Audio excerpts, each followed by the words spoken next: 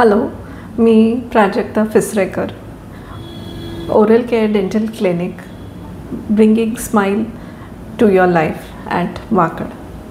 कधी तुम्हाला असा अनुभव आला आहे का, आपलं डेंटल ट्रीटमेंट चालत असताना आपलं पुरेसं तोंड उघडत नाही आहे, किंवा जबडा दुखून आला आहे, किंवा आपले वारंवार माउथ ओपनिंग कमी होतं आहे, किंवा आपल्या कानातून आवाज येत आहेत, कॅप्स आपले फिलिंग्स किंवा दात वारंवार तुटत आहेत, निघत आहेत. याचे कारण काय आहे?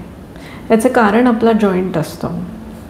आपले दात, आपला जॉईंट आणि आपले मसल्स हे एकत्रितरित्या काम करत असतात. जसं तुम्ही स्क्रीनवर बघू शकत असाल, हा आपला TMJ जॉईंट असतो व ह्यात एक डिस्क असते. आपण जेव्हा जबडा उघड बंद करतो तेव्हा ती डिस्कसुद्धा त्या जबड्याबरोबर पुढे मागे जात असते. कधीकधी याचा ताळमेळ जेव्हा बिघडतो तेव्हा ही डिस्क मागे जाऊ शकत नाही आणि ती पुढे येते, तेव्हा आपलं माउथ ओपनिंग हे रिस्ट्रिक्टेड होतं. त्यामुळे आपण जेव्हा आपली डेंटल ट्रीटमेंट घेताना, जसे की ब्रेसेस किंवा कॅप्स, फिलिंग्स करताना ही जॉईंट पोझिशन कन्सिडर करणं खूप महत्त्वाचे असते.